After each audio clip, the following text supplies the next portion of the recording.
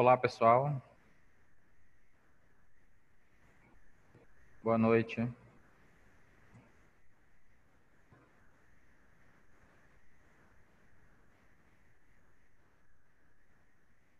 Vocês estão me ouvindo?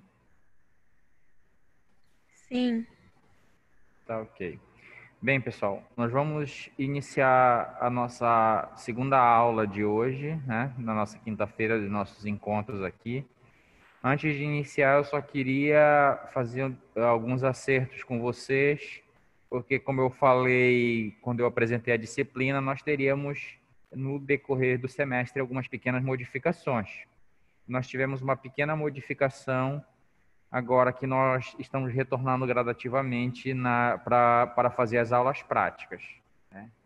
Então, a primeira coisa que modificou foi o nosso horário, né? Uma pequena modificação, que antes nós teríamos 3 aulas e agora serão 2 aulas, que iniciará às 19 horas e se encerrará às 20h40. E as nossas aulas práticas, elas serão na terça-feira, de 19 horas às 19h50. Tá? Então, agora nós vamos nos encontrar na quinta-feira para 2 aulas teóricas e na terça-feira para uma aula prática, que já foi subdividido a turma, né? Então, cada terça-feira virá uma subturma, já que nós estaremos retornando gradativamente para as aulas práticas e aí vamos dar continuidade. Então, são essas pequenas mudanças que teve. Só diminuiu uma aula teórica, que antes nós iríamos até às 21h30, agora a gente vai encerrar às 20h40.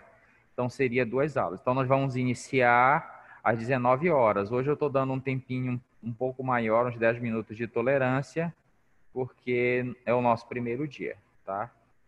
Porque nós temos um assunto extenso e nós precisamos dessas 2 aulas aí, aproveitar ao máximo elas para conseguir desenvolver esse assunto que a gente está tratando, certo? Então, na próxima terça-feira, a gente já tem uma subturma para fazer as aulas práticas. E vamos dar continuidade. Bem, na última aula, nós iniciamos falando sobre o sistema imunológico, né? Vimos o conceito de sistema, o que é um sistema, dei exemplo para vocês de diversos sistemas, mostrei para vocês o que é um sistema imunológico, os elementos do qual são constituído o sistema imunológico, que são os elementos celulares, os elementos moleculares e os órgãos linfóides. Nós vamos falar desses 3 elementos do sistema imunológico.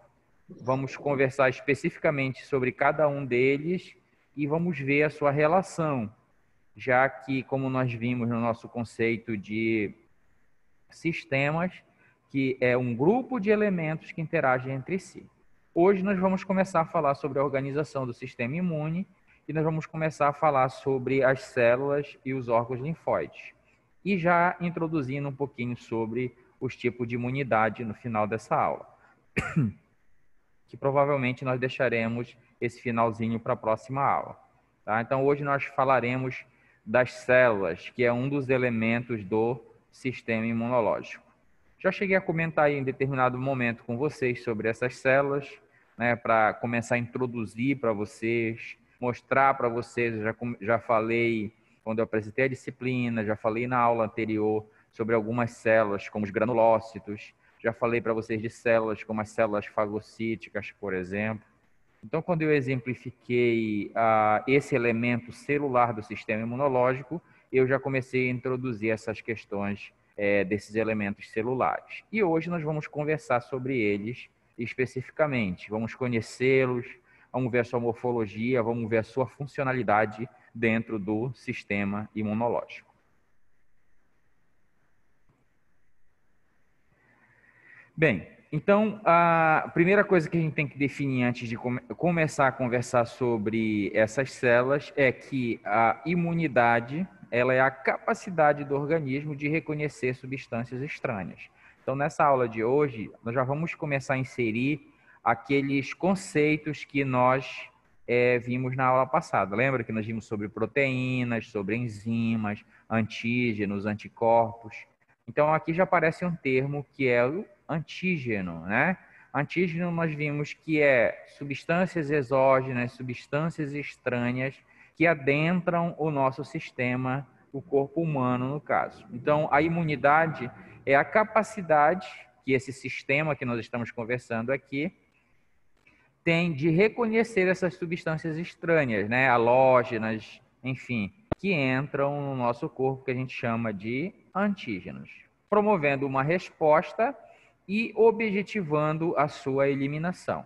Então, quando a gente conversou sobre sistemas, eu dei exemplos de outros sistemas que era para facilitar a nossa compreensão. Então, eu dei, por exemplo, um exemplo sobre um sistema simples, como um copo d'água, por exemplo. Nós vimos que ele é um sistema aberto, nós vimos que os elementos que formam esse sistema copo d'água são os elementos constituintes da água, como hidrogênio e oxigênio, mas nós vimos que quando nós inserimos algo que não faz parte desse sistema, como, por exemplo, uma pastilha efervescente, nós vimos que esse sistema, nós temos essa experiência do nosso dia a dia, né, da nossa vivência, causa um distúrbio naquele copo d'água. É lógico que o sistema copo d'água não tem nenhum elemento que retire essa substância estranha que foi colocada lá no copo d'água, mas nós, seres humanos, os sistemas vivos, eles têm. Então, nós, seres humanos, como um sistema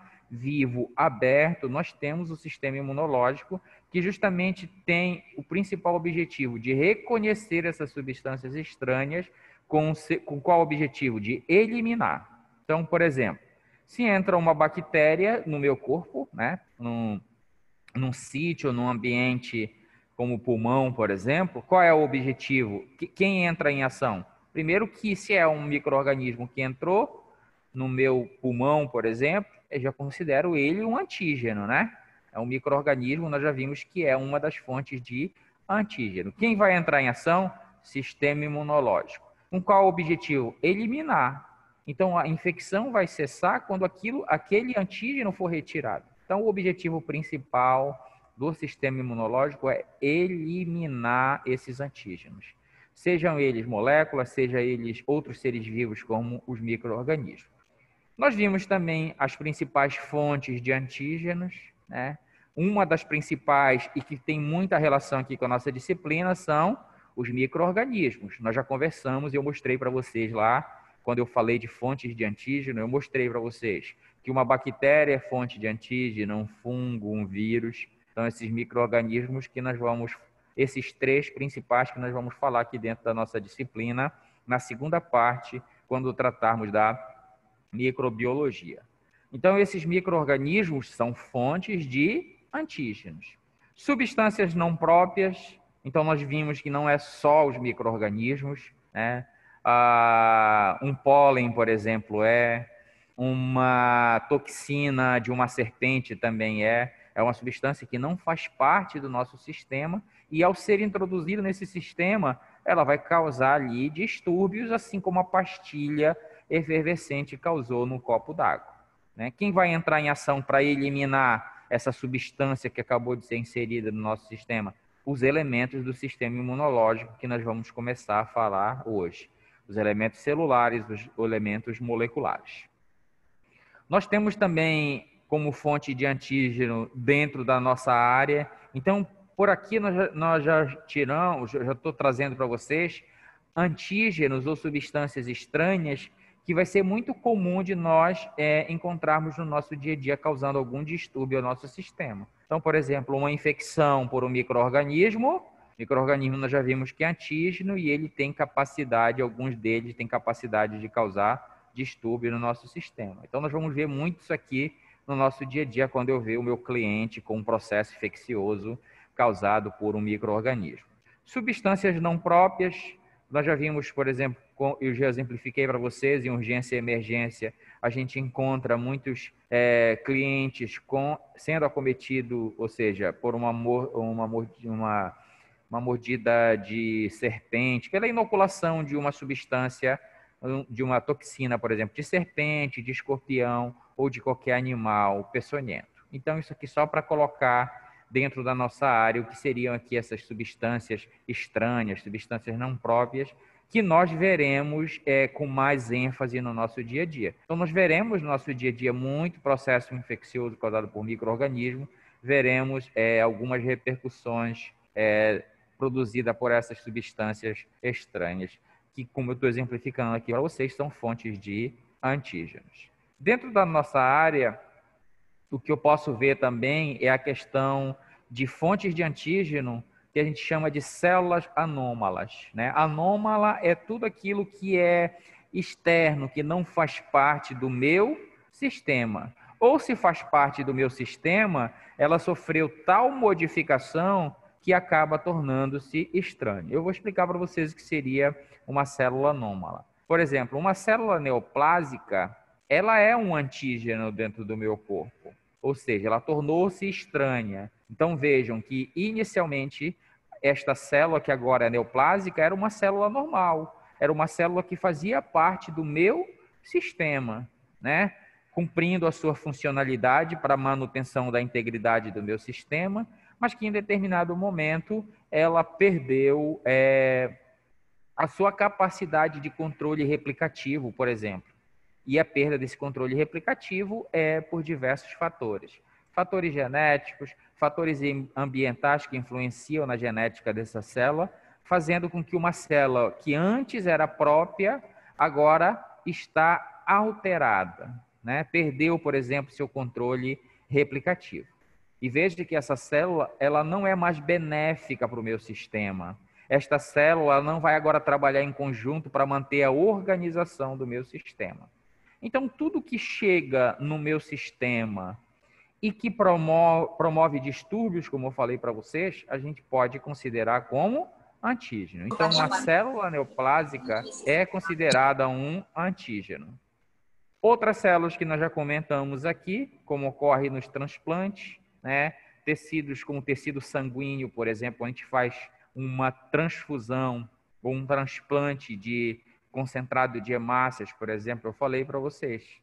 Se aquela célula do doador não for compatível com o receptor, né, o sistema imunológico do receptor, ele vai combater aquela célula, né? Nós bem sabemos das nossas experiências, e nós já conversamos sobre isso também, que precisa ter uma compatibilidade das hemácias do doador com as hemácias do receptor. Senão o sistema imunológico atacará, porque vai reconhecer aquilo como estranho, e esse reconhecimento nós já vimos também, que é devido a moléculas de superfície que nós chamamos de sistema ABO. Então tem que ter compatibilidade. Se não tiver compatibilidade nesse transplante dessas células sanguíneas, o que é que vai acontecer? Vai ter um combate do sistema imunológico do receptor.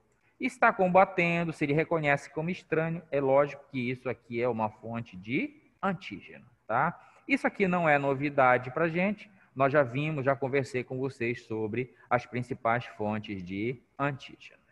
O objetivo dessa imunidade, primeiro, é o reconhecimento desse antígeno ou o reconhecimento dessas moléculas estranhas, né? Eu vou ver esses termos: antígeno, moléculas exógenas, olha aqui, células anômalas. Então, tudo isso está relacionado a antígeno. Então, o meu sistema imunológico ele reconhece essas moléculas estranhas, que é o antígeno, e o objetivo dela é fazer a metabolização. O que é metabolizar? Metabolizar é eu retirar do meu sistema, metabolizar é eu bloquear, metabolizar eu transformar algo complexo em algo mais simples, né? Então, essa metabolização é desta forma que o sistema imunológico retira essas moléculas, essas substâncias estranhas que, de alguma forma, adentraram o meu sistema imunológico. Professor, quem é que faz essa metabolização? Quem vai fazer a metabolização são os elementos do sistema imunológico, dentre eles, os elementos celulares. Nós temos células especializadas em fazer isso, nós vamos falar sobre elas, como as células fagocíticas, por exemplo. As células fagocíticas, elas englobam esta substância estranha e aí processam, né? Ou transformam, quebram, destroem ela, transformam algo que é complexo em algo mais simples. Isso a gente chama de metabolização. Então, por exemplo, se eu fosse pensar em um micro-organismo, numa bactéria, num vírus, uma bactéria e um fungo, por exemplo, e que adentrasse o meu sistema e começasse a se multiplicar e causar um processo infeccioso, as células que entram em ação inicialmente, nós vamos ver, são as células fagocíticas. Então, elas vão fagocitar aquele micro-organismo dentro da sua fisiologia celular, ela vai destruir esse micro-organismo, né? Aproveitar partes desse micro-organismo e outras partes eles vão apresentar para outras células do sistema imunológico. Não se preocupe que nós vamos trabalhar. O que nós temos que entender, trabalhar essas questões. O que nós temos que entender aqui é que esse reconhecimento dessas moléculas estranhas tem como objetivo fazer a sua metabolização ou a sua neutralização, né? Nós vimos que alguns elementos, por exemplo, eles neutralizam. Quando nós falamos de anticorpos, nós vimos que uma das funções do anticorpo é o quê? Neutralizar. Seja uma toxina, neutralizar um micro-organismo. Então, uma das funções dele é neutralizar. Essa metabolização, essa neutralização, ela tem como principal objetivo eliminar. Então, nós vimos que uma célula fagocítica vai fagocitar, vai processar, vai aproveitar coisas, se for um micro-organismo, por exemplo. Eu falei para vocês em um determinado momento que uma membrana de um micro-organismo, ela é uma bicamada fosfolipídica, ela é semelhante à nossa. Então, não é isto que vai ser processado, não é em relação a esse elemento, membrana celular, que vai ser montada uma resposta imunológica. Vai ser alguma molécula de superfície estranha, como no caso das bactérias, por exemplo, os lipopolissacarídeos que estão lá na parede celular, são substâncias estranhas para o nosso sistema, e é isso que vai ser apresentado para os linfócitos e que vai ser montada uma resposta imunológica. Com a posterior eliminação, né? Então, eu peguei, eu metabolizei, eu neutralizei, eu metabolizei com o objetivo de eliminar. E com o produto final, né, com a consequência final, de defender o micro-organismo.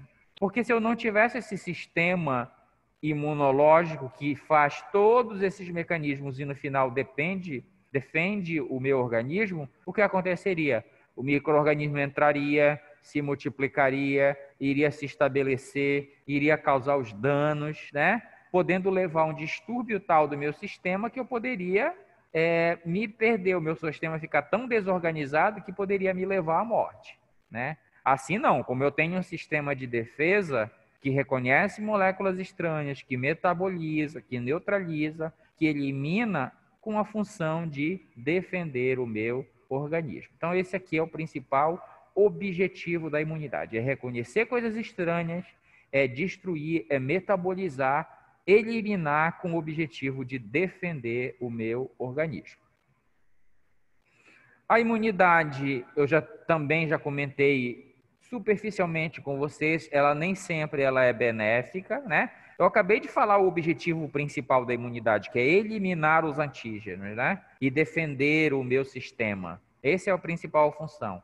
Mas muitas das vezes, o meu próprio sistema imunológico, ele é maléfico. Ele causa danos, né?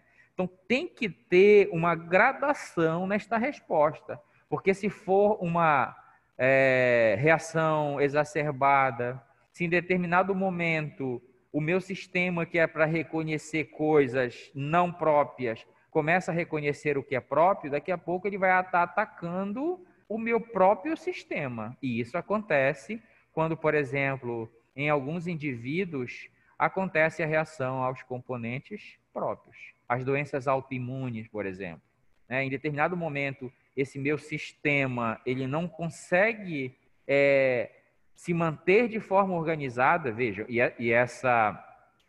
a fonte disso normalmente é genética, né? Você tem já propensões genéticas para isso. Então, muitas pessoas desenvolvem, tem um sistema imunológico que, em determinado momento da vida, vai atacar o próprio. As doenças autoimunes, por exemplo, como o lúpus eritematoso, né?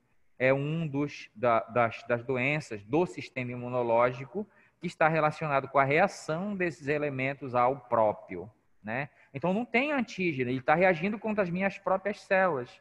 Tem doenças que o sistema imunológico ataca, por exemplo, a minha cartilagem, né? Então, ele está reagindo contra o próprio. De alguma forma, ele se perdeu neste processo, né? E a gente não vai comentar muito sobre isso, mas eu quero aqui, para dentro da nossa área, que nós tenhamos o entendimento de que o sistema imunológico, em determinados momentos, ele também vai trazer danos, reagindo a componentes próprios, ou em situações quando ele tem uma resposta exacerbada, né? Professor, que situações vai acontecer essa resposta exacerbada? Porque vejam só, nós vamos conversar sobre elementos que constituem o sistema imunológico que trabalham de forma organizada, de forma sincronizada. Quando é que eu vou ter uma resposta exacerbada? Nós não podemos esquecer que o meu sistema imunológico ele vai responder na mesma proporção em que o meu sistema for atacado. Então vamos lá. Se é um micro-organismo altamente patogênico, por exemplo, que eu inalei, que entrou no meu sistema, se é um micro-organismo que tem a capacidade de se multiplicar rapidamente, se é um micro-organismo que tem a capacidade de produzir uma determinada toxina, que é capaz de estimular grandemente o meu sistema imunológico, ele vai agir de forma exacerbada, ele vai agir na mesma proporção. Então, vejam, entrou um micro-organismo que vai estimular grandemente, né, vai causar dano, e aí o meu sistema imunológico entra na mesma proporção.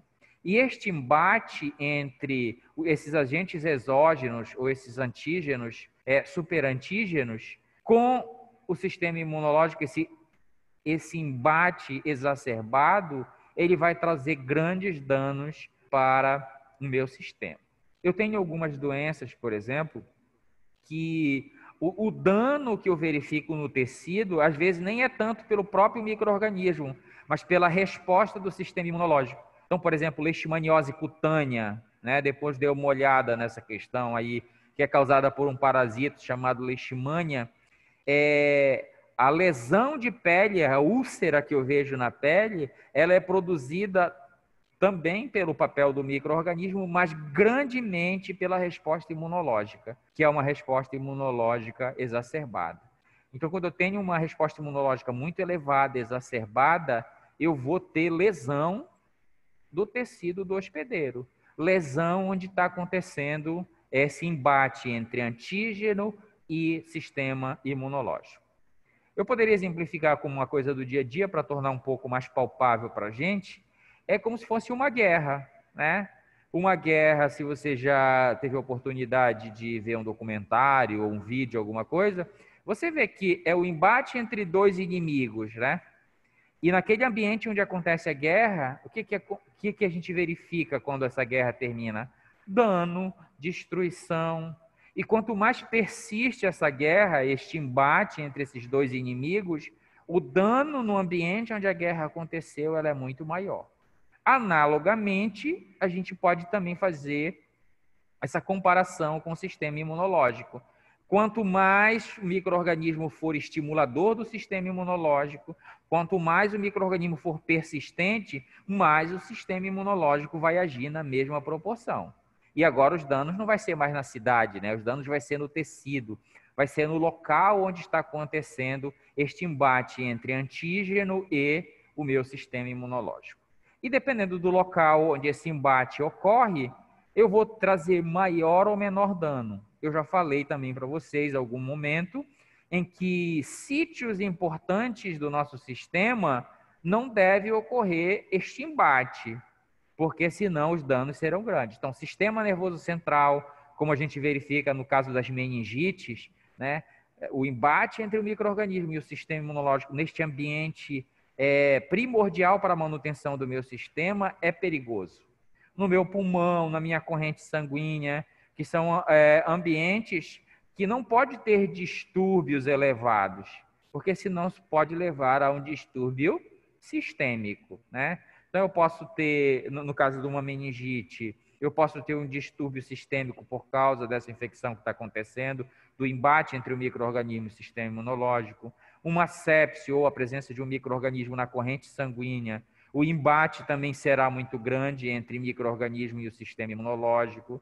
E como esses sítios que eu estou falando, corrente sanguínea, sistema nervoso central, são sítios centrais, são sítios importantes, a repercussão também será grande, né? Será muito grande, e aí eu terei problemas, terei lesões nesses locais, podendo levar o meu sistema a um distúrbio total, tá? Então, não estou falando que o meu sistema imunológico aí é ruim, não, pelo contrário, o objetivo dele é proteger realmente, e na maioria das vezes ele protege, tanto que às vezes nós entramos em contato com alguns micro-organismos ou com alguns antígenos e nem sequer nem sequer sabemos que entramos em contato. Por quê? Porque o sistema imunológico elimina e muitas das vezes nós nem apresentamos características clínicas, tá? Então, não é que ele seja... Eu só estou apresentando uma vertente que nós vamos ver dentro da nossa área, que é essas questões do lado, vamos dizer assim, que é maléfico do sistema imunológico, né? Então, nós vamos ver essa resposta aos componentes próprios, nós vamos ver lesões causadas por uma resposta exacerbada, nós vamos ver processos alérgicos acontecendo, nós também vamos ver doenças autoimunes, que é quando o sistema imunológico ataca os meus próprios elementos, as minhas próprias células, meu próprio tecido, meu próprio órgão, né? E também na questão da imunodeficiência. Então, vejam que aos dois extremos, né? Uma resposta imunológica exacerbada, ela não é benéfica. Acabei de falar para vocês que ela vai causar um embate e vai produzir lesão tecidual no hospedeiro. Mas a minha resposta, ela não pode ser hipossuficiente, como acontece, por exemplo, nas imunodeficiências, né? Então, o que que o meu sistema imunológico tem que ter? Ele tem que ter uma gradação. Então, eu tenho o meu basal. É lógico que quando entrar um antígeno, ele vai aumentar essa resposta, mas ela não pode ser exacerbada, né? Ela tem que ser modulada, ela tem que ser na medida. Não pode ser muito elevada e ela não pode ser muito baixa, porque se ela for muito baixa, ela não vai proteger, né? Que é o que acontece nas imunodeficiências. Então, nas imunodeficiências, eu gosto de citar a questão do vírus HIV, quando entrou aqui no Brasil na década de 80, e nós não tínhamos os antirretrovirais que nós temos hoje, os tratamentos, né? Uma doença que chegou aí com um potencial importantíssimo, né? Ninguém conhecia, ninguém tinha muito conhecimento em relação a isso. Nós víamos pessoas tendo infecções, tuberculose, por causa que o meu sistema imunológico não conseguia de forma eficiente trabalhar e combater aquele micro-organismo. Nós víamos as pessoas acometidas tendo candidíase oral, e nessa época a gente via a cavidade oral desses pacientes acometidos tomada por candidíase, esôfago todo tomado por candidíase, um micro-organismo que normalmente ele é oportunista, né? E aí, nesse caso, quando o sistema imunológico diminuiu, agora esse micro-organismo teve a oportunidade. Então, não tem como combater. Então, quando não tem como combater, o micro-organismo se estabelece e passa a causar o processo infeccioso. Quando nós formos falar do vírus, eu volto a comentar essa questão, que justamente o sistema imunológico, no caso do HIV, ela não entra... No caso no caso do HIV, o sistema imunológico ele não consegue responder na mesma proporção que aquele micro-organismo está se multiplicando, porque o vírus infecta uma célula importantíssima, que é o linfócito TCD4, que é o linfócito responsável por orquestrar a resposta imunológica. Mas isso nós vamos falar posteriormente e vamos falar quando conversarmos sobre esses linfócitos. Ok? E agora nós vamos começar a falar sobre um elemento específico, os elementos celulares, né? Então, esses elementos celulares, eles têm origem, de onde é que eles originam? Lá da célula tronco da medula óssea. Quando eu apresentei a disciplina, quando eu explanei a disciplina para vocês, eu também já comentei isso, já estava preparando antecipadamente para quando nós entrarmos aqui neste assunto especificamente. Então, isso aqui também nós já chegamos a comentar. As células do sistema imunológico, elas são sintetizadas ou formadas lá na medula óssea, né? Na medula óssea é um microambiente, que eu já comentei com vocês, em que tem uma célula que tem a capacidade de dar origem ou de se modificar em qualquer tipo celular, que quando eu apresentei pela primeira vez para vocês, eu chamei de célula-mãe, mas que também nós vamos ouvir outras denominações, como, por exemplo, células-tronco. Então, nós vamos ouvir essas células com capacidade de dar origem a qualquer elemento celular, elas podem ser chamadas de célula-mãe, célula-tronco, célula totipotente, célula pluripotente, né? Então, são vários termos que designam uma célula com a capacidade de dar origem a qualquer tipo celular. Nós falamos também que a origem, então o que esta célula precisa para se transformar em um outro tipo celular? De um estímulo específico. Então lá na medula óssea, essa célula tronco, ela vai receber um estímulo, né? Naquele dia eu não falei para vocês, e aqui eu vou dar exemplo de duas moléculas que estão envolvidas nesse estímulo, que é a interleucina 13 e a interleucina 7. Essas substâncias, elas vão agir lá na medula óssea, onde está a célula-tronco, e quando a célula-tronco for estimulada por essa interleucina, ela vai dar origem à linhagem linfóide, né? Que a linhagem linfóide está responsável por formar as células do sistema imunológico chamado linfócitos, que são os linfócitos T e os linfócitos B. Quando esta célula tronco, lá na medula óssea, recebe outro estímulo, olha aqui como são outras substâncias, né? A interleucina 3, ó, aqui também, ó, nessa linhagem, mas não é ela sozinha, né? Interleucina 3, o TNF-alfa, o GM-CSF, são substâncias que ao estimular esta célula tronco lá na medula óssea, farão com que ela se modifique na linhagem mieloide. E essa linhagem mieloide darão origem às células que nós vamos conversar hoje. Os monócitos, os macrófagos, os neutrófilos, os mastócitos, os basófilos e os eosinófilos. É sobre essas células que nós falaremos hoje.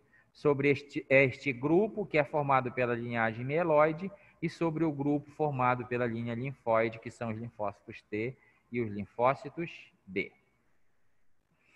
Aqui é uma figura que amplifica um pouquinho, então vamos voltar, mas é a mesma coisa que eu acabei de falar para vocês, é só para ratificar, para que vocês possam entender. Então vamos lá para a célula, olha aí. Onde é que está a célula-mãe? Lá na medula óssea, ó.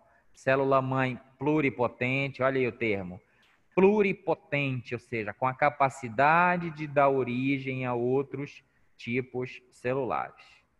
Quando ela recebe aquele estímulo que eu falei para vocês, aquelas duas interleucinas não são as únicas, tá? Eu só estou exemplificando para vocês uma substância que estimula essa célula, fazendo com que ela dê origem à linhagem linfóide, ó, que são o que dá origem aos linfócitos, né?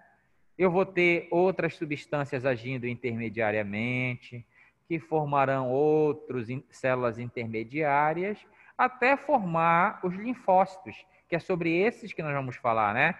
Linfócitos T e linfócitos B. Vamos voltar lá para a medula óssea, na célula mãe ou pluripotente. Quando ela receber outro estímulo, como GS, voltar aqui só para a gente ver, ó, como interleucina 3, TNF-alfa, GM-CSF, ela vai dar origem à linhagem mieloide. Ó como tem outras substâncias. Então, só estou exemplificando aquelas substâncias para vocês. Ó, intermediariamente, como tem outras substâncias agindo sobre essas células mieloides, que vão formar células intermediárias ou precursoras, como a gente chama, que darão origem, finalmente, às células maduras que nós vamos trabalhar hoje, que fazem parte do sistema imunológico. Olha lá, monócito, neutrófilo, eosinófilo e basófilo. Então, essa linhagem toda aqui, olha como é uma sequência de eventos até que eu tenha essas células maduras formadas, agindo, né, cumprindo a sua funcionalidade. Aqui outra figura que diz a mesma coisa, mas de um pouco mais didática, né? Então vamos lá, 3 exemplos para vocês. Olha aqui, na medula óssea, o que que eu tenho lá? A célula mãe, ou célula tronco, ou célula pluripotente. Ela vai receber um determinado estímulo, né? E esse estímulo, se for aqui, pode dar origem à linhagem linfóide, que vai formar os linfócitos, né? Células T, células B, células natural killer. Lá na medula óssea, a célula tronco vai receber outro estímulo, outros tipos de estímulo, outros estímulos, vai se transformar na linhagem mieloide e vai formar as células, algumas células do sistema imunológico, como neutrófilo, monófilo, eosinófilo, basófilo, tá? O que eu quero que vocês olhem? Por que eu coloquei essa figura? Porque eu quero que vocês saibam identificar onde é que a célula é formada? As células do sistema imune que vamos conversar, na medula óssea. Depois de formada, ela vai para um determinado ambiente, cumprir a sua função, né? Então, por exemplo, nós, profissionais da área de saúde, estamos em formação. No momento em que terminarmos a nossa formação, aprendermos, estivermos gabaritados, nós vamos para o nosso ambiente de trabalho. Com as células ocorre algo análogo. Então, por exemplo, lá na medula óssea, após o estímulo e a formação das células, para onde é que ela vai? Para um compartimento, que é o ambiente de trabalho dela. Então, essas células vão estar lá na corrente sanguínea. Imagina que isso aqui é um capilar, por exemplo, sanguíneo. Lá no meu sangue, eu vou ter os meus linfócitos presentes. Lá eu vou ter os neutrófilos, monófilos, basófilos, né? Eu vou ter outras células também formadas por esse mesmo mecanismo, né, como as hemácias e as plaquetas, que não têm função imunológica, mas têm a sua função na manutenção do meu sistema macro, tá? Algumas dessas células, elas vão para o ambiente tecidual, ó. Então, por exemplo, o linfócito B está lá na corrente sanguínea. Mas quando ele vai sintetizar, ele pode passar para o tecido, né? Formando o plasmócito, que plasmócito é uma célula B capacitada, né, que tem a função de produzir anticorpos. Olha aqui na corrente sanguínea, eu tenho um monócito, mas em determinado momento ele sai da corrente sanguínea para se transformar num macrófago, que fica percorrendo o tecido. Por que fica no tecido? Porque é no tecido que ele vai migrar em busca de quê? De vigilância, né? Cumprir a sua função, que é vigilância. Então, ele vai ficar percorrendo no tecido para ver se tem alguma substância estranha que esteja presente neste tecido. Eu tenho também no meu tecido os mastócitos, né? Que são células que estão presentes nesse tecido. Então, nesse primeiro momento, o que eu quero que vocês entendam é que essas células são formadas na medula óssea. Depois de formadas, elas vão para o seu ambiente de trabalho, sangue ou tecido. Algumas ficam no sangue, outras no tecido. E algumas, como a gente pode ver aqui, têm a capacidade de sair do sangue e ir para o tecido, como o plasmócito, como o macrófago, por exemplo. E agora nós vamos conversar sobre essas células especificamente, né? Função dela. Então, o que eu quero que vocês entendam aqui? Primeiro é olhar ela morfologicamente, porque a nossa prática, ela passará por aí. Qual é o objetivo da nossa prática? É tornar essa parte teórica aqui um pouco mais palpável para vocês. Então, essas células que eu vou mostrar para vocês, nós vamos ver lá nas nossas práticas, né? E para eu fazer a identificação, eu tenho que conhecer a morfologia, a funcionalidade e como é a característica do núcleo dessa célula. Então, nós temos o grupo das células mononucleares, e vamos logo começando a nos acostumar com esse termo. Mononuclear significa que elas têm apenas um núcleo, como a gente pode ver aqui. Essas células, ela têm como característica a vigilância constante, né? Então, procurando antígeno para fagocitar, destruir, processar, eliminar, como nós vimos no início da aula. A apresentação de antígeno. O que seria a apresentação de antígeno? Vou tentar exemplificar aqui para vocês da melhor forma possível. Então, estou falando de uma célula mononuclear Estou falando de uma célula fagocítica, que é essa minha mão aqui, né? Ela fica migrando no tecido, até que em um determinado momento ela vai migrar e vai reconhecer que esta bolinha de papel é estranha. E aí ela cumpre a sua função. Qual é a função? Fagocitose. Ela engloba essa bolinha de papel que é o antígeno. E aí qual é o objetivo da fagocitose? Processar, destruir, eliminar esse micro-organismo. Algumas coisas desse micro-organismo ele vai aproveitar, outras ele vai considerar estranha. Então, um pedaço desse micro-organismo que ele fagocitou, que ele processou, ele vai apresentar na superfície da célula. Isso a gente chama, esta parte que eu estou dizendo. Então, essas células fagocíticas, elas também são células apresentadoras de antígeno. Professor, para quem é que ela vai apresentar essa célula? Ela vai apresentar para uma outra célula, que é o linfócito TCD4. Nós vamos falar um pouquinho para lá, mais para frente, né? Então, uma célula fagocítica, ela processa, vê o que tem de estranho naquele micro-organismo e apresenta para uma outra célula. Por esse exemplo que eu dei, a gente já vê que eu tenho duas células interagindo. Uma célula fagocítica, que cumpriu a sua função de fagocitar, processar e apresentar o antígeno, interagindo com uma outra célula, que é o linfócito TCD4, que vai se ligar aqui e reconhecer que esta parte aqui que está sendo apresentado, ela é estranha. E aí ele vai cumprir a sua função, que nós vamos ver a função do linfócito TCD4 é articular uma resposta imunológica. Então, por isso que eu digo que a função dessas células aqui é vigilância constante, fagocitose, apresentação de antígeno e comunicação com outros elementos. Porque eu falei para vocês, vamos voltar para o conceito de sistema. Sistema é um grupo de elementos que interagem entre si para cumprir uma função. Então, nosso sistema imunológico ele é formado por elementos, eles vão interagir entre si com a principal função de proteger o ser humano, de proteger o meu macrosistema. E aí eu queria deixar uma coisa aqui para vocês, professor, são células, como é que elas se comunicam, né? Elas se comunicam através de produção de citocinas que são lançadas e através de quimiotaxia. Eu vou já explicar para vocês. O que a gente entende por comunicação? Comunicação é quando eu me expresso. Então, por exemplo, nós seres humanos, como é que nós nos comunicamos? Nós nos comunicamos através de sinais, nós nos comunicamos através de falar, né, da fala.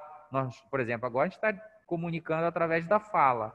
Então, nós seres humanos temos várias formas. Eu posso, por exemplo, gritar para alguém. Então, isso é uma comunicação. Então, os interlocutores, eles se entendem, eles sabem o que está acontecendo. Esta é a comunicação de forma superficial humana. Como é que vai acontecer a comunicação celular? Ela vai acontecer de duas formas. Primeiro, contato. Acabei de falar para vocês aqui, ó. Célula fagocítica, fagocitou o micro-organismo, processou, apresentou o antígeno para outra célula que é o linfócito TCD4. O linfócito TCD4 literalmente tem que encaixar aqui, ó, para ele reconhecer que isto é estranho. Então, esta é a primeira forma de comunicação, contato. A célula fagocítica que está no tecido, ela está migrando entre as células, está entrando em contato, né, íntimo com as células. Então, uma das formas é contato. É uma forma de comunicar. A segunda forma de comunicar à distância é através de substâncias. Então, a célula vai produzir substâncias como as citocinas e essas substâncias produzidas vão cair nos nossos líquidos corpóreos, linfa, sangue. Então, vai ficar circulando. E aí eu posso me comunicar a longa distância com uma determinada célula. Essas substâncias produzidas serão lançadas e estimularão a longa distância a uma outra célula, que vai migrar para um determinado ponto através de algo chamado quimiotaxia. A quimiotaxia é quando você migra em direção a um gradiente de concentração. Então, vou dar o exemplo para vocês. Esta minha mão é uma célula fagocítica. ela produziu substâncias como citocinas, por exemplo, lançou. E aí caiu aqui na corrente sanguínea, nos meus líquidos corpóreos. Esta outra célula está distante, né? Está distante. Como é que ela sabe que ela vai migrar em direção a esse local? Devido a, no local onde está sendo produzido a citocina, está mais concentrado. Então, ela migra num gradiente de concentração, de um ambiente que a substância está menos concentrado para um ambiente onde a substância está mais concentrada. Isso a gente chama de quimiotaxia. Pessoal, está complicado isso. Me dê um exemplo mais fácil. Nós, seres humanos, só existimos porque o nosso espermatozoide, ele usa a quimiotaxia para encontrar o óvulo, né? Então, aqui está o óvulo e o espermatozoide, que foi lançado lá na porção distal do colo do útero, né? Na entrada do colo do útero, ele migra em direção ao óvulo, porque o óvulo produz substâncias que faz com que ele consiga achar especificamente o óvulo. Então, isso a gente chama de quimiotaxia. É quando uma determinada célula migra em direção a um gradiente de concentração, em direção onde uma substância está mais concentrada. Tá? O que tem que ficar aqui para vocês é que as células se comunicam através de contato e a longa distância através da produção de substâncias que são lançadas e estimulam essas células. A primeira célula que a gente vai começar a falar, então, é essa célula mononuclear chamada monócito, né? A função dela, fagocitose. Acabei de falar o que é fagocitose. Fagocitose é a capacidade que o micro-organismo tem de reconhecer aquilo como estranho, englobar e processar, né? Eliminar, destruir, transformar em coisas mais simples, que é a metabolização que eu falei para vocês no início da aula. O monócito é a maior célula vista no esfregaço sanguíneo. Se ela é vista no esfregaço sanguíneo, onde é que ela está presente? No tecido ou no sangue? Está no sangue. Vamos voltar lá para aquela nossa imagem?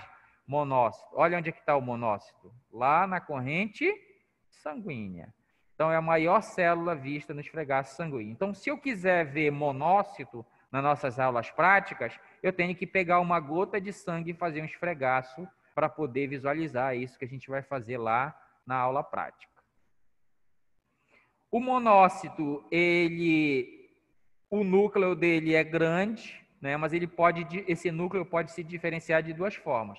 Quando o monócito é jovem, eu tenho um núcleo oval, né? Olha aí, um núcleo oval que eu tenho aqui. Então, eu identifico que isso aqui é um monócito jovem. Quando o monócito ele é maduro, o seu núcleo tem um formato de U ou de ferradura, né? E aí eu sei que eu tenho aqui um monócito maduro. Isso é muito comum de eu ver em hemogramas, por exemplo. Então, eu posso ver os monócitos jovens, os monócitos já maduros. Isso está relacionado com processo infeccioso, por exemplo. Vou exemplificar para vocês. Imagina que eu tenho uma infecção e essa infecção está crescendo a cada momento. Vocês acham que esses monócitos produzidos lá na medula óssea vão ter tempo para sofrer maturação? Se a infecção persistir, ele não vai ter tempo para maturar. Então, às vezes, quando eu faço hemograma, eu vejo muitos monócitos jovens.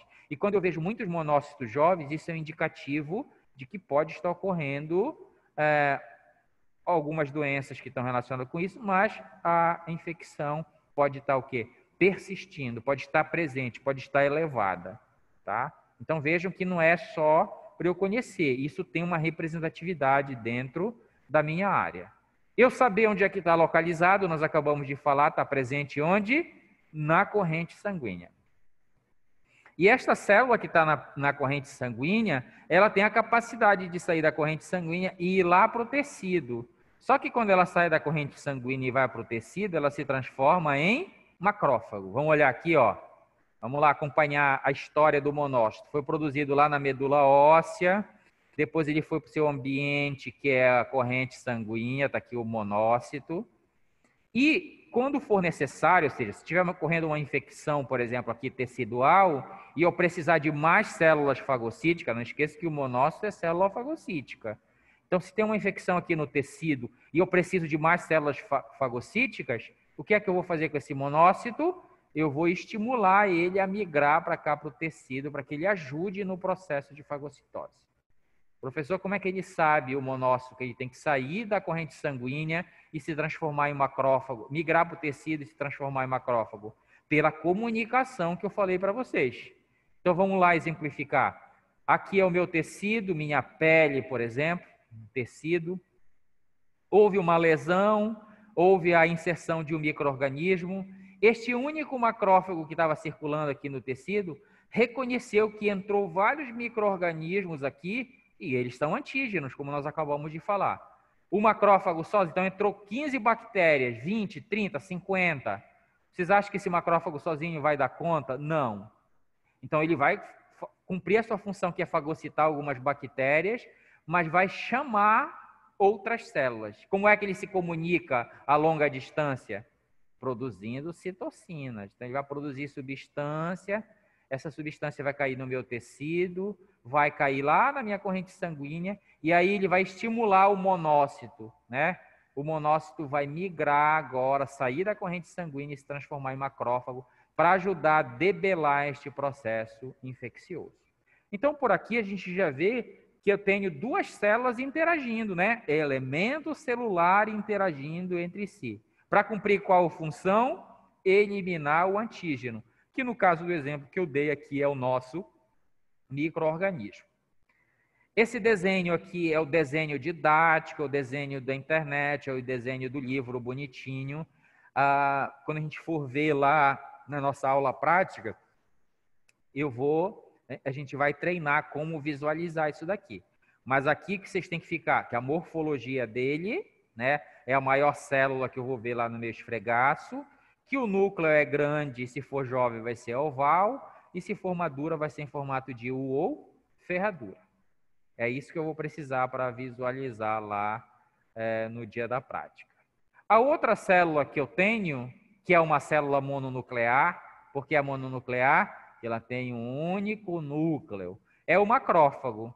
O macrófago, ele origina-se dos monócitos, eu vou voltar aqui para a gente ver, olha aí, o monócito é que dá origem ao macrófago. Então, a célula monócito consegue se transformar no macrófago que vai lá para o tecido. Então, ela origina-se de monócitos, como nós já vimos. Função dela, fagocitose. Então, junto com os monócitos, agora nós temos uma segunda célula com função de fagocitose. Essas células fagocíticas são as células que são a barreira inicial, são pelotão de frente. É elas que ficam vigiando o nosso sistema corpo humano, procurando alguma coisa estranha, né? Ficam circulando, vigiando. No momento em que elas encontram, ela cumpre a sua função, que é fagocitose. Então, aqui nós já temos duas células fagocíticas. As células fagocíticas, como eu falei para vocês, normalmente elas são células apresentadoras de antígenos ao linfócito T, e aí eu vou repetir novamente para vocês. Célula fagocítica vai fagocitar um antígeno, que pode ser um micro-organismo, processar por mecanismos fisiológicos da própria célula, que a gente não vai entrar em detalhe, e vai apresentar um desses fragmentos estranhos para o linfócito TCD4. É por isso que o macrófago ele é chamado também de célula apresentadora de antígeno. Para quem o macrófago vai apresentar? Para o linfócito TCD4. Ele é uma célula grande, né? Uma célula grande, núcleo esférico, e ele não está mais na corrente sanguínea. Então, quando nós fizermos o esfregaço lá na nossa prática, eu não vou ver macrófago. Macrófago está presente onde? No tecido. Vamos voltar para aquela imagem lá. Olha aí onde é que está o macrófago. Qual é o ambiente de trabalho dele? Ambiente tecidual. Na verdade, o macrófago ele está muito no tecido, né? Então, em cada tecido que ele está presente, ele recebe uma denominação. Então, eu tenho macrófago na pele, eu tenho macrófago em outros órgãos, como o fígado, por exemplo. Né? Em cada local desse, ele recebe uma denominação específica que a gente não vai entrar em detalhe também. Né? Então, ele é uma célula grande, núcleo esférico, presente no ambiente tecidual. O macrófago, ele produz citocinas e interleucinas, né? E essas citocinas e interleucinas são aquelas substâncias que ele usa para se comunicar, que ele usa para sinalizar, que ele usa para pedir ajuda, como eu falei para vocês. E olha aí as substâncias que ele produz. Interleucina 1, interleucina 6, TNF-alfa, interferon gama, proteínas do complemento, que nós vamos falar um assunto específico posteriormente, tá? Então, ele produz e não age sozinho, né? Volto a repetir, o conceito de sistema vai nos ajudar grandemente a entender. São elementos, e a gente já consegue ver isso aqui, elementos, qual elemento? Celulares que estão interagindo entre si, né? Eles não trabalham sozinhos, eles sempre vão interagir. Eu já falei para vocês do macrófago interagindo com o linfócito T. Eu já falei aqui o monócito interagindo com o macrófago, se transformando, se sinalizando, tá? Essa aqui é a imagem didática e essa aqui é a imagem real de um macrófago. Aqui é um corte histológico, um corte tecidual, onde a gente vê a célula fagocítica denominada macrófago. Olha aí como o núcleo dela é, ó. É uma célula grande com núcleo esférico, que é uma das características dessa célula. Então, nós já vimos duas células com a função de fagocitose, macrófago e monócito. Comparativamente, como é que eu vou saber? Como é que eu consigo distinguir dois tipos de célula? Pela sua característica morfológica e pela característica do seu núcleo, né? Se eu pedir para vocês encontrarem um ser humano, um indivíduo dentro de uma população, eu tenho que dar características peculiares dessa pessoa para vocês poderem encontrar. Senão, não encontrarão. As células é a mesma coisa. Lá no meu esfregaço sanguíneo, eu vou conseguir definir o que é um monócito ou outro tipo celular pela sua característica morfológica. Olha aí como o monócito, ele é pequeno, né? Ele é uma célula grande, mas o núcleo dela é diferente, né? Ele tem dois tipos de núcleo, o núcleo oval e o núcleo em forma de U ou ferradura. O núcleo aqui do macrófago já é o quê? Núcleo esférico. Mas essas duas células estão em ambientes diferentes. O monócito está na corrente sanguínea e o macrófago está no ambiente tecidual. Mas que fique a ideia de que os monócitos também podem se transformar em macrófagos para ir para o tecido. O neutrófilo é a terceira célula, então, ele já é um leucócito polimorfo nuclear, né? Leucócito é um termo que a gente ouve, né? Células brancas, leucócitos, vão ver muito isso nos livros. Aqui ele já não é ele é polimorfo nuclear. Por quê? Porque o seu núcleo, ele tem o quê? O núcleo dele, ele pode assumir várias formas. Por isso é chamado de polimorfos nucleares. Então, ele tem um núcleo diferenciado que pode assumir várias formas. E ele também é um granulócito, é um leucócito polimorfo nuclear, porque ele tem um núcleo que pode assumir várias formas. E granulócito, porque eles têm grânulos aqui no seu citoplasma. Função, fagocitose. Olha, terceira célula fagocítica. Então, vocês veem que a célula fagocítica ela é importantíssima aqui no sistema imunológico. É ela que vai reconhecer inicialmente o meu antígeno. É ela que vai fagocitar, é ela que vai processar. Representa cerca de 70% dos glóbulos brancos, né? Então, ele é importantíssimo. Por que ele está, né, em grande quantidade? Porque ele é o que está, vamos dizer assim, no pelotão da frente mesmo. Ele é o primeiro a chegar no local da infecção, né? Vamos ver onde é que ele está localizado, se é no tecido ou se é na corrente sanguínea. Ele está presente onde? Na corrente sanguínea. Então, o neutrófilo está presente na corrente sanguínea. Só que no sangue, ele tem uma vida curta, cerca de 6 horas. Né? Então, ele é produzido na medula, vai lá para a corrente sanguínea, fica circulando lá no meu sistema cardiovascular. Se em 6 horas ele vai morrer, e aí a medula vai produzir novos neutrófilos, tá, pessoal? Isso fica reciclando, isso fica se formando continuamente. Então, ele vai cumprir a função dele lá. Se não encontrar, se nessa vida de 6 horas dele no sangue, ele não encontrar nenhum antígeno, ele vai morrer. Mesmo que ele encontre, ele vai cumprir a sua função. Então, ele tem uma vida muito curta no sangue. Ele pode passar para o tecido? Pode. O que ele vai fazer no tecido?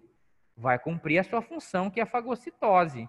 Então, aqui, se a infecção estiver ocorrendo na pele, no tecido, células vão sair daqui desse compartimento sangue e vão passar para o compartimento tecido, para ajudar na debelação, na eliminação desse antígeno aqui, que está promovendo essa repercussão nesse local.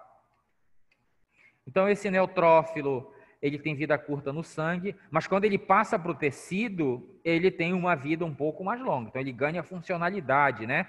Se ele saiu do sangue e passou para o tecido, é porque ele foi para o tecido para fazer um combate, para cumprir a sua função, que é a fagocitose. E lá ele tem uma vida média aí de 2 dias, né? Então, ele vai cumprir a sua função lá.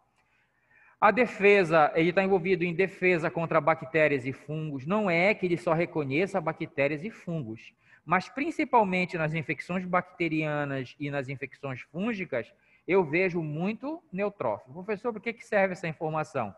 Serve para quando você, enfermeiro, for fazer uma leitura de um hemograma e ver o número de neutrófilos elevados, você pode suspeitar que esteja ocorrendo uma infecção bacteriana ou uma infecção fúngica. Isso é importante, né?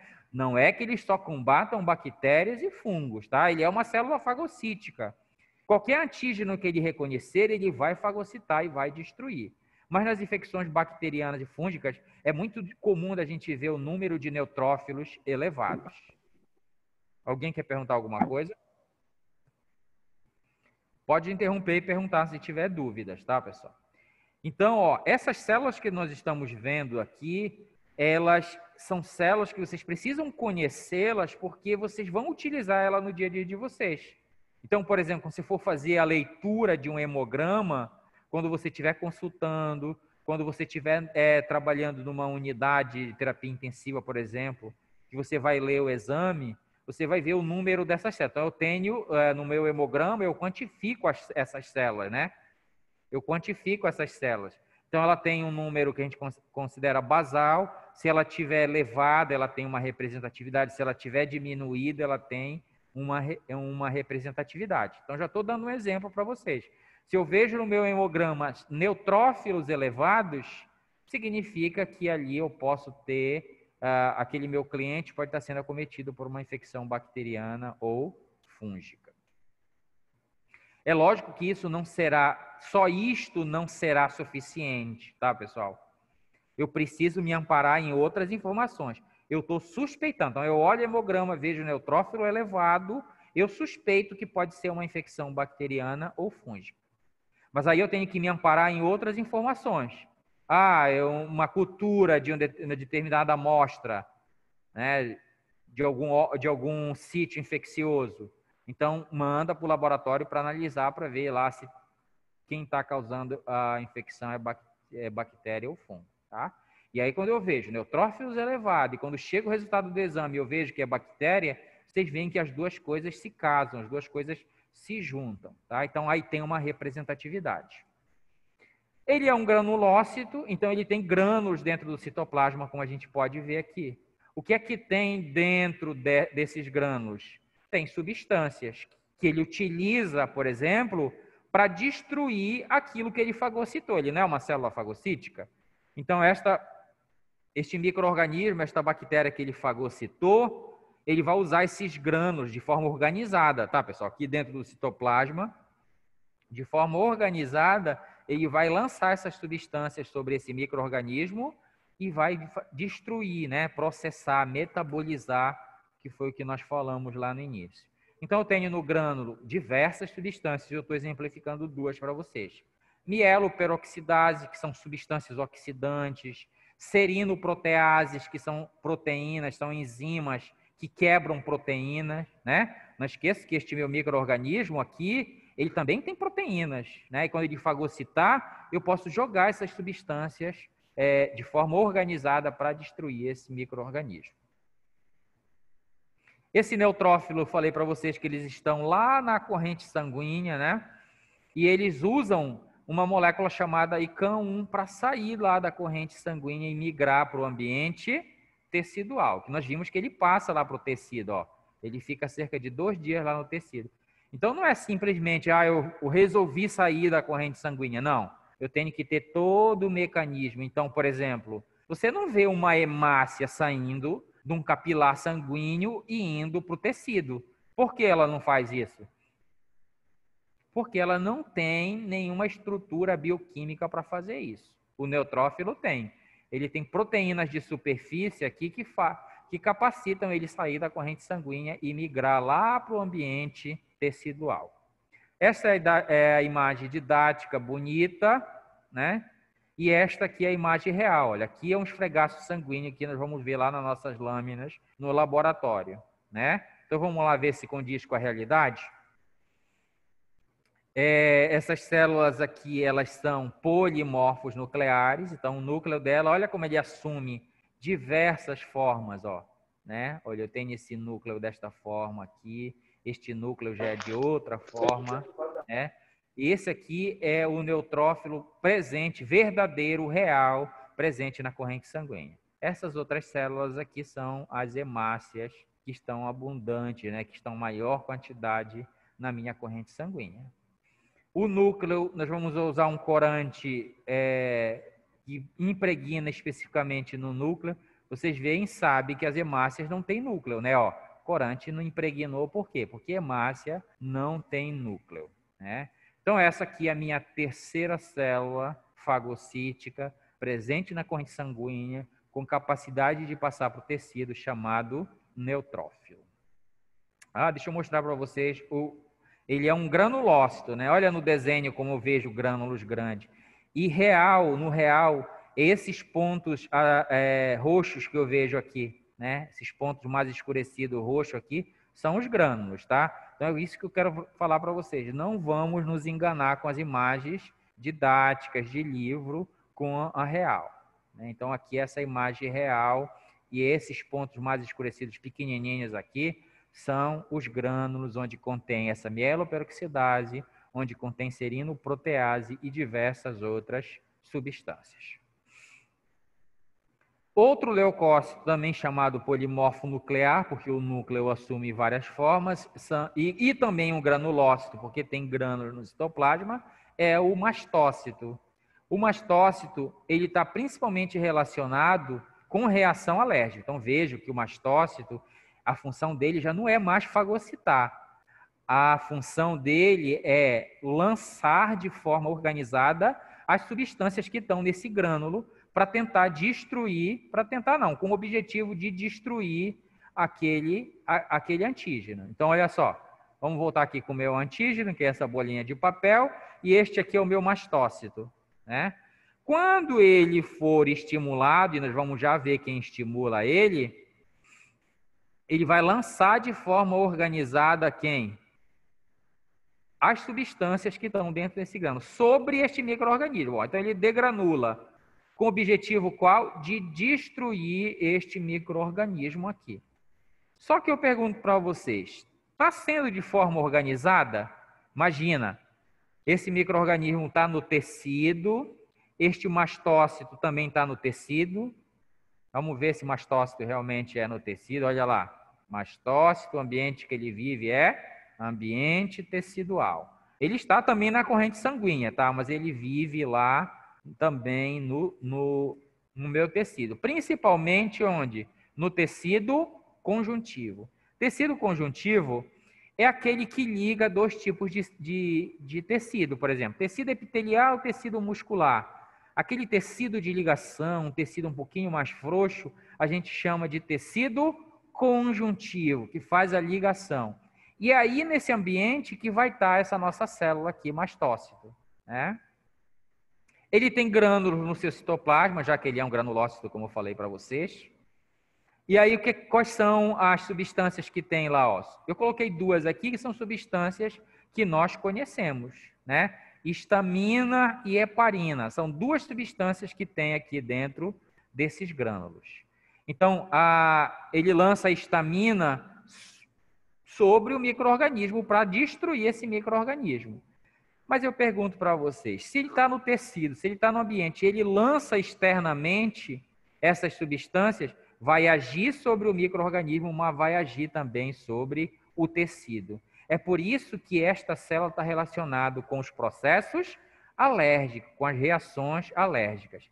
Então, essas substâncias que ele lança para destruir o micro-organismo afetam também o tecido onde este micro-organismo está presente. Então, acontece aquela situação que eu já comentei para vocês nas reações alérgicas, que eu posso ter um edema de glote, por exemplo, um choque anafilático, né? Então, eu inalei um micro-organismo, e aí esse micro-organismo, já vamos ver a forma que ele estimula o mastócito, estimula o mastócito a lançar as substâncias, só que essas substâncias agem também sobre o tecido. E que ação tem essas substâncias sobre o tecido? Ação de acúmulo de líquido promovendo edema, né? Então o líquido vai se acumular, daqui a pouco a tua glote está fechada e aí você não consegue respirar. Quem promoveu esta repercussão no tecido? Quem promoveu foi a substância jogada pelo mastócito, que o objetivo era qual? Destruir o antígeno, mas acabou afetando o tecido também. Então vejo que o mastócito ele não é tão organizado. Mas, professor, então por que ele existe? Porque ele é imediato, é aquele que está ali para entrar em ação, para debelar o quanto antes aquele antígeno, retirar, destruir ele dali, jogando essas substâncias. Professor, como é que ele estimula? Então vamos lá. No meu ambiente, qual é o ambiente que ele vive? Tecido, minha mucosa, tecido conjuntivo. Lá está o mastócito e lá também eu tenho imunoglobulina, ó. Só que as imunoglobulinas, ou os anticorpos, eles só estão presentes, eles só são formados na fase tardia de contato, né? Eu falei para vocês que quando entra o antígeno, até montar uma resposta imunológica e formar anticorpos, leva de 6 a 8 dias. Só que aqui nós estamos falando de uma resposta alérgica que é imediata, né? Então, se eu entrei em contato, então, por isso que a gente alguém alérgico que você conheça, acontece da seguinte forma. Então, ele nunca comeu camarão, frutos do mar, por exemplo. Aí ele come pela primeira vez. O que acontece? Ele já tem uma alergia imediatamente? Não. Ele vai ter umas repercussões bem brandas, né? Uma coceira na pele, a orelha fica quente, os lábios ficam um pouco inchados. Não é aquela repercussão total.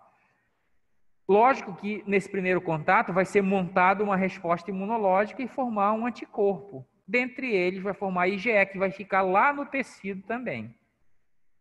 Quando ele comer pela segunda vez, eu já tenho o mastócito, que vai jogar o grânulo, eu já tenho a imunoglobulina e agora eu tenho o antígeno entrando pela segunda vez, né? O antígeno entrou pela segunda vez, o anticorpo vem e se liga, e esse anticorpo, quando está ligado aqui, é que faz o estímulo do mastócito para jogar os seus grânulos, tá? Então, veja que é uma reação. Não é que tem mastócito e tem antígeno, significa que ele vai jogar? Não. Quem sinaliza para ele que aquilo é um antígeno é o anticorpo que se ligou lá, e aí agora se liga no mastócito e faz com que ele jogue essa substância. É por isso que a gente diz que essa resposta ela é específica, especialmente por essa imunoglobulina que está presente lá na mucosa. Está envolvido com choque anafilático, como eu falei para vocês, e morfologicamente ele é confundido com o basófilo, que é a próxima célula que a gente vai falar. Aqui é a célula real, né? Então nem dá para ver o núcleo, porque olha a quantidade de grânulo que tem aqui, né? Tudo isso aqui é grânulo. Tem muitos grânulos. Olha aqui a grande quantidade de grânulos que esta célula, que esse mastócito tem. O basófilo também é um polimorfo nuclear, é um granulócito porque tem grânulos. A função dele é reação à hipersensibilidade imediata. Então, essas duas células, mastócitos e basófilos, elas agem imediatamente, desde que ela seja estimulada lá pelaquela ligação da IgE com o antígeno. Então, quando ela for sinalizada, imediatamente ela vai lançar os seus grânulos. Com qual objetivo? Destruir o antígeno, né? Mas como nós vimos, também tem uma repercussão tecidual que não é tão benéfica. O núcleo é irregular e bilobado, né? Então, um núcleo irregular e bilobado, olha como tem dois lóbulos, né? Aqui não é dois núcleos, é dois lóbulos. Veja como eles estão ligados aqui, ó. Então, tem dois lóbulos, por isso que ele é chamado de núcleo irregular bilobado. Presente no tecido conjuntivo, igualzinho o mastócito que nós vimos lá. Esta aqui é a célula real, né? Ele assume essa coloração basofílica ou coloração azul. E esta célula, ela está presente também em tecido, está presente também na corrente sanguínea. Esta célula, se ela estiver na corrente sanguínea e lá ela for estimulada a lançar as substâncias dos seus grânulos, vai cair na corrente sanguínea, né? Então, se essa célula está no sangue e ela é estimulada a lançar essas substâncias na corrente sanguínea, isso pode me levar a um choque anafilático sistêmico, porque se eu lançar muitas dessa substância no sangue, o sangue ele percorre por todo o corpo, né? E esta substância no sangue vai agir em tecidos de diversos locais e de diversos órgãos. Então, eu posso ter aqui uma repercussão sistêmica produzida por esta degranulação desta célula, tá? Acontece isso? Acontece. Mas em que situações? Naquelas situações em que a resposta é exacerbada. Por isso que eu falei para vocês que uma resposta exacerbada, ela não é uma resposta benéfica, ela tem que ser graduada, né? Ela aumenta sim, mas ela não pode se elevar a partir de um platô, a partir de um patamar. Senão eu vou ter esses problemas aqui. A outra célula que eu tenho é o eosinófilo. Vamos lá, ele é um leucócito, polimorfo nuclear também, granulócito. Tem grânulo aqui no seu citoplasma. Função dele também não é célula fagocítica. Essas células que têm grânulos, essas últimas três que nós falamos, elas não têm ação fagocítica. Elas usam os seus grânulos para destruir o micro-organismo, para destruir o antígeno. O eosinófilo ele tem ação contra parasitas multicelulares e vírus. Eu já cheguei a comentar quando eu falei de eumintos para vocês aqui. Então, por exemplo, uma larva de euminto ela é muito grande. E nenhuma daquelas outras células, por exemplo, uma célula fagocítica, vocês acham que ela consegue fagocitar uma larva que é imensa? Não vai conseguir, né? Mesmo que as células fagocíticas se juntem, elas não vão conseguir fagocitar. Então, vamos criar uma situação. Eu estou com uma verminose, com a presença de muitas larvas. Quem é que vai entrar em ação? Vai entrar célula fagocítica, como um macrófago, por exemplo? Eles vão entrar em ação, mas vão conseguir resolver a situação? Não vão. E aí, eles vão parar por aí? Não, eles vão sinalizar, produzir substâncias para recrutar outras células que vão migrar por quimiotaxia lá para aquela região da infecção. E aí, uma dessas células que recebe esse estímulo é o eosinófilo. Aí o eosinófilo migra para lá, quando ele chega lá e encontra um parasito multicelular, como uma larva de euminto, por exemplo, ele vai lançar essas substâncias sobre aquela larva. E essas substâncias, como nós já vimos, olha lá, histamina, peroxidase, elas estão envolvidas em quebra, destruição, né? São substâncias oxidantes e elas vão destruir aquela larva. Então, por isso que quando eu tenho uma parasitose, eu tenho a presença dessa célula em grande quantidade, né? Aí eu vou fazer um questionamento para vocês aqui.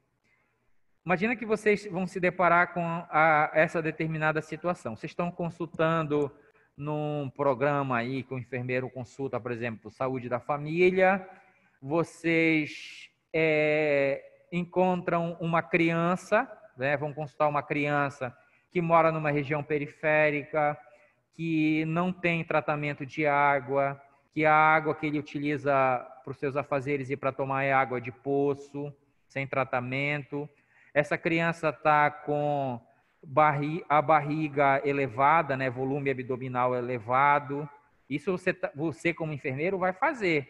Coleta, anamnese, né? Você vai coletar essa informação. Você vai perguntar onde a criança mora, se tem água tratada. Você vai examinar a criança e você vai ver algumas características.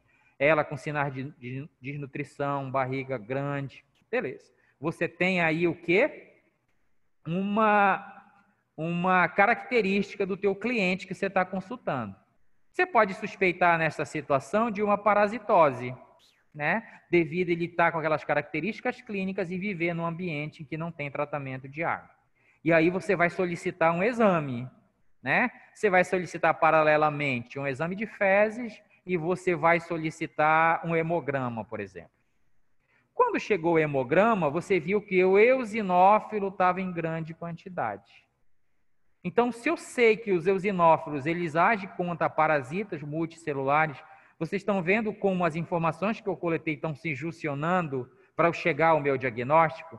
Meu paciente está com características clínicas de verminose, o hemograma dele está com os eosinófilos elevados, e agora eu vou juncionar com a terceira característica. Eu olho no parasitológico de fezes, está lá a presença de ovos de determinado euminto.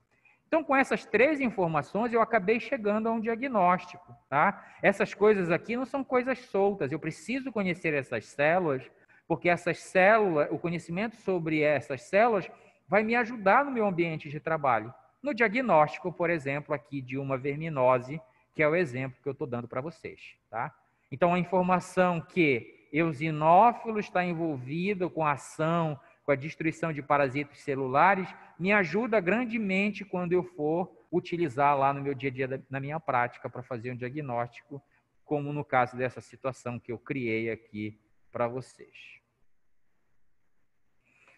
Essas células também estão envolvidas com controle de alergia, né? Então, por exemplo, ela produz substâncias também que são antialérgicas. Então, por exemplo, uma pessoa que tem alergia, né? Não que isso seja recomendado, tá? Mas tem casos em artigos publicados na ciência em si, em livros, que mostram que pessoas que têm alergia e que em determinado momento forem infectados por um parasito multicelular como o euminto, por exemplo, houve uma diminuição nessa questão da alergia. Por quê? Porque as substâncias produzidas por esses eosinófilos em grande quantidade, algumas delas têm função com controle da alergia. Os grânulos contêm histamina e peroxidase, eu já falei para vocês, é eles que estão envolvidos na destruição desses parasitas multicelulares. Tá? Eu tenho exemplificado para vocês algumas substâncias, mas, por exemplo, no eosinófilo, ele sintetiza cerca de 28 substâncias. São várias substâncias, eu estou exemplificando aqui apenas duas. Ele é recrutado, ou seja, qual é a substância que estimula ele para migrar, para ir ajudar no processo infeccioso? Uma substância chamada TNF-alfa. E nós já falamos aqui qual é a célula que produz TNF-alfa. Vamos voltar aqui e mostrar para vocês qual a célula que produz TNF-alfa. Olha aí, macrófago produz citocinas, dentre elas o TNF. Aquele exemplo que eu dei para vocês. O macrófago chegou lá próximo da larva, não conseguiu fagocitar a larva porque ela é muito grande. O que foi que ela fez? O que foi que o macrófago fez? Produziu a substância TNF-alfa, que vai recrutar quem? Olha aí. Vai recrutar eosinófilo, porque ele consegue resolver.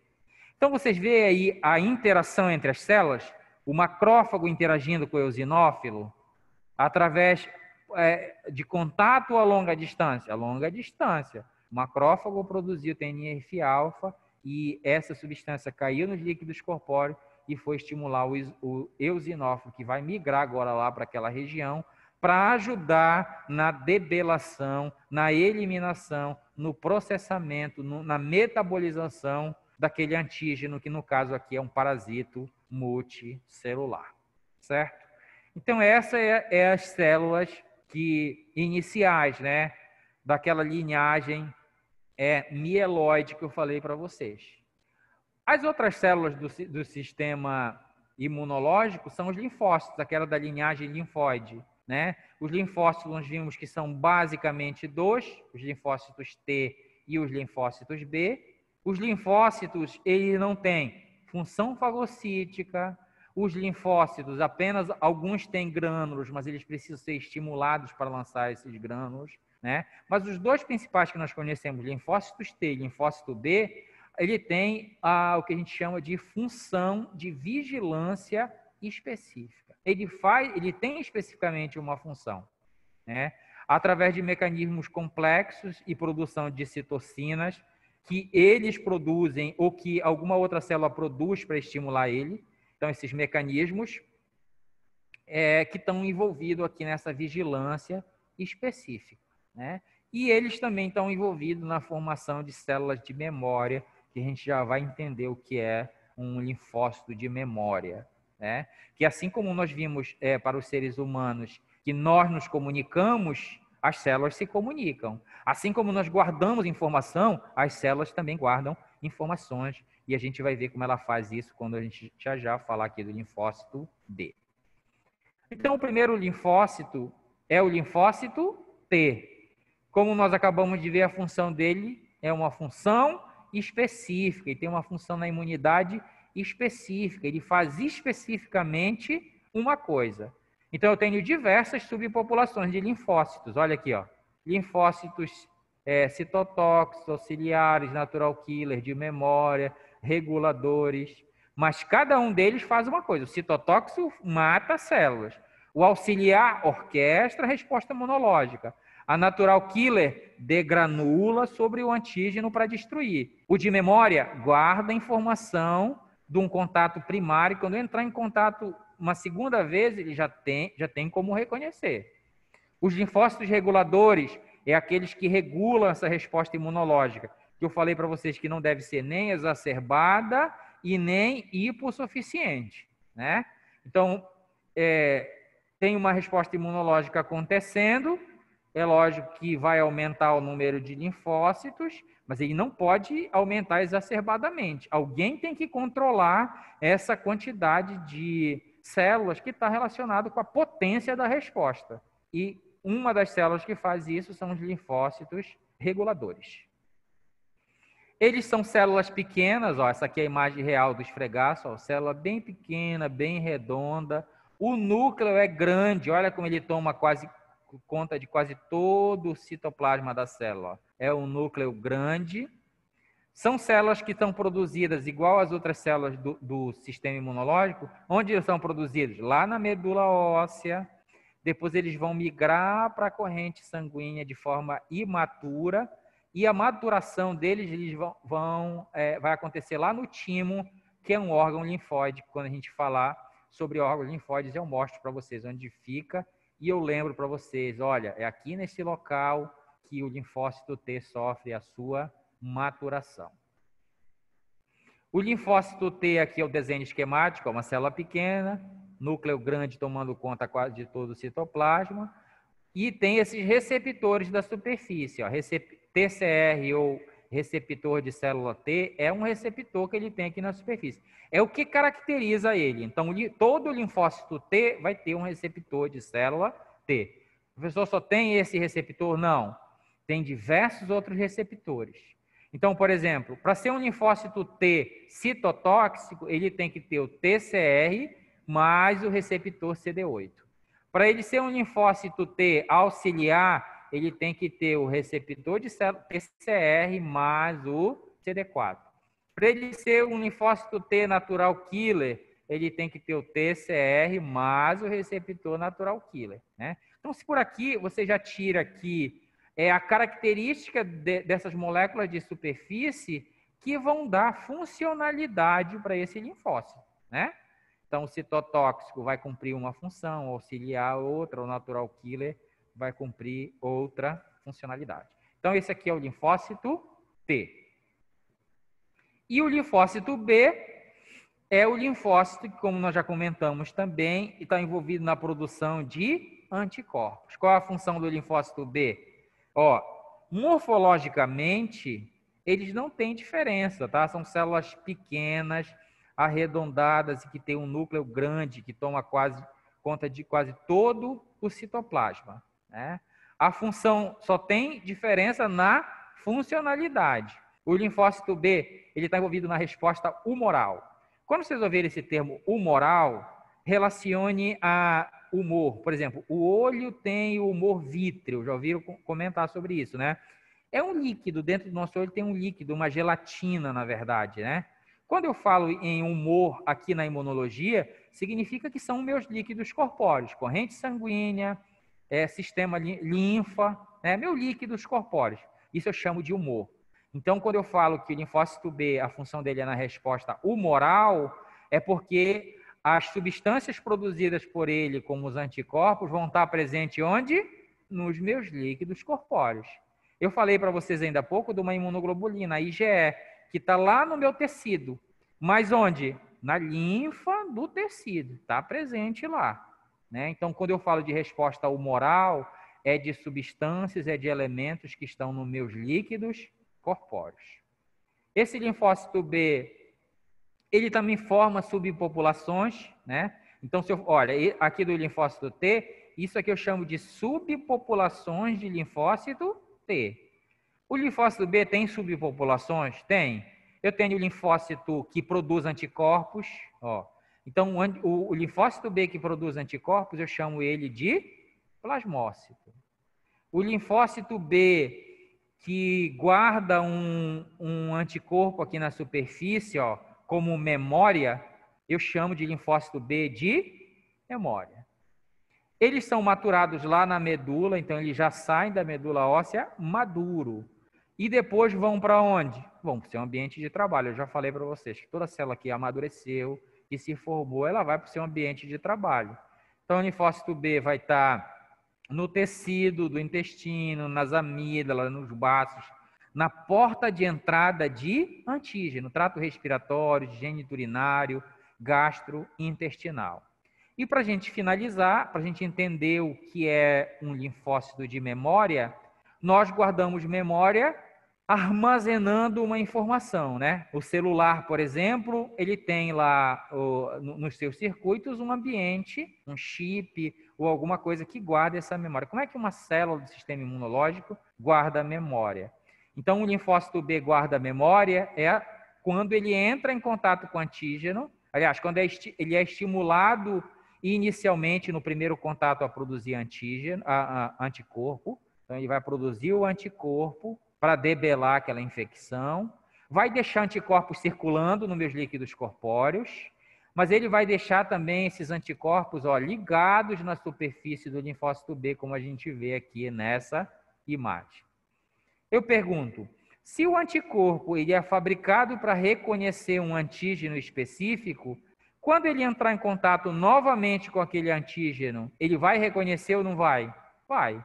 Então, aqui, o que aconteceu com esse linfócito B de memória? Ele foi estimulado por um antígeno ou sinalizado por células a produzir anticorpos contra um determinado antígeno, produziu e deixou deixou uma subpopulação de células que tenha aquele anticorpo ligado na superfície. Pronto, e aí ele fica circulando tempos e tempos lá na minha corrente sanguínea, no meu tecido, no intestino, na amígdala, no baço. Se ele entrar em contato novamente com aquele antígeno para o qual ele já sabe reconhecer, por quê? Porque ele tem um anticorpo aqui que sabe reconhecer o antígeno, ele já vai produzir anticorpo imediatamente. Não precisa toda uma resposta, não precisa de 6 a 10 dias para produzir anticorpos. Ele cria uma memória. Então, quando ele entrar em contato de novo, ele vai produzir essa resposta. Um exemplo disso é na questão das vacinas. Então, o que é a vacina? A vacina eu insiro no meu corpo de forma controlada um determinado antígeno, espero que o meu sistema imunológico reaja àquele antígeno. Dentre as reações vai ser a produção de anticorpos circulantes e linfócitos B de memória. Pronto. Aí eu fico com esses anticorpos e fico com esses linfócitos B de memória por um longo período. Quando eu entrar em contato com um micro-organismo verdadeiro, o que é que vai acontecer? Eu já consigo montar a resposta, já consigo produzir anticorpos de forma rápida, de forma imediata, não precisando entrar passar por todos aquele período até a formação de anticorpos. Então, tem algumas vacinas que elas perduram, por exemplo, febre amarela, não sei se ainda é, mas durava 10 anos. Você tomava as doses lá e durava por 10 anos, era a validade dessa vacina. Por que durou por 10 anos? Porque durante 10 anos, os anticorpos produzidos vão permanecer nos teus líquidos corpóreos, durante 10 anos, os teus linfócitos B de memória vão estar circulando, né? Então, quando foi lá pelo 9º ano, você entrou em contato com o vírus da febre amarela, a resposta já está montada e é muito mais fácil de eliminá-lo, é muito mais fácil de proteger o meu sistema, de eliminar esse antígeno, ok? Por hoje, nós terminamos aqui. Se vocês tiverem alguma dúvida, alguma pergunta, esse é o momento. Eu recomendo que perguntem no decorrer da aula. Pode interromper, não vejo problema nenhum, tá? Alguém com dúvida? Não, professor. O senhor vai disponibilizar esse slide? Vou sim. Eu vou postar o quanto antes, tá? Se não conseguir postar hoje, amanhã cedo eu posto. Tá? Eu vou disponibilizar a gravação para vocês lá Ok. na plataforma. Estão conseguindo acessar a plataforma? E hoje eu vi um comentário no grupo que não estava, mas eu acho que da minha disciplina, pelo menos eu olhei, estava tudo funcionando lá. Não, do seu não teve nenhum problema ainda. Até Tá agora. certo. Tá certo, então. Então é isso, pessoal. Por hoje, não esqueçam que nós vamos nos encontrar na terça-feira para a aula prática na subturma A, tá? Cheguem no horário, por favor, porque a gente só tem 50 minutos de prática, tá bom? Para a gente aproveitar ao máximo para tornar mais palpável esse nosso conteúdo. Boa noite a todos. Boa noite. Boa noite.